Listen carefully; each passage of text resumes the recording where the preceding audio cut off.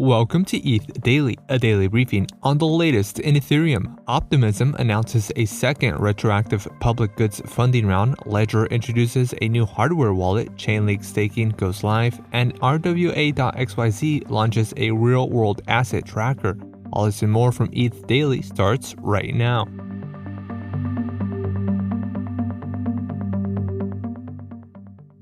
Optimism announced its second retroactive public goods funding round, in which a total of 10 million OP tokens will be distributed to projects powering public goods on the Layer 2 network. Retroactive public goods funding, also known as RetroPGF, is based on the idea that it's easier to fund what was useful than to issue proactive grants for what might be useful. Optimism also introduced the launch of the Citizens House, a one-person, one-vote based governance system. The Citizens House relies on identity, whereas the Token House uses a traditional governance model of one token, one vote. Together, the Citizens House and the Token House form the Optimism Collective. The Citizens House is primarily responsible for allocating funding for public goods. 20% of the OP token treasury has been allocated to retroactive public goods funding. Project nominations for Round 2 begin January 3rd. Select community members who receive a voting badge will be eligible to vote for nominated projects starting on January 31st.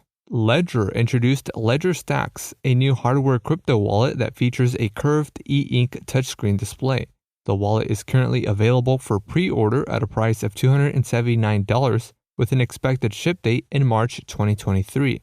Ledger Stax was designed by Tony Fadell, the creator of Apple's iPod and former CEO of Nest. The wallet also features a USB-C port, Bluetooth, and embedded magnets to enable the stacking of multiple devices. Ledger Stax competes with Trezor's Model T wallet, which features a colored touchscreen display and retails for $219.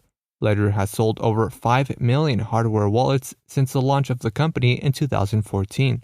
Staking version 0.1 is now live on ChainLink. Eligible early access community members can stake up to 7,000 Link tokens. The version 0.1 staking pool is also capped at 25 million Link tokens, as staking is still currently in a beta phase. Staked Link tokens serve as collateral to increase the security of decentralized Oracle networks on the protocol. General access to staking opens on December 8th, allowing any address to stake Link tokens. Additional functionalities such as alerts, auto-delegation, and a reputation system will be added over time. Tokens staked in the v0.1 contract will remain locked until the launch of staking version 0.2, which is expected to take 9 to 12 months. rwa.xyz released an analytics dashboard for tracking real-world assets and off-chain activity. Real-world assets are tangible assets that have the potential to be used as collateral, such as real estate. The dashboard initially supports data on private credit, with support for stablecoins planned in a future release. Users can track underwriters, loan terms, and idle cash. According to data from the site, over $4.2 billion worth of business loans have originated on-chain by protocols such as Maple Finance, TrueFi, and Ribbon Finance. Over $345 million worth of loans are currently active, with an average APR of 12.34%. And lastly, DeFi Saver released an on-chain explorer for tracking Liquidity chicken bonds. The explorer shows an overview of current stats and breaks down historical events for each bond. There is currently over 50 million LUSD in total value locked from over 1,200 active chicken bonds.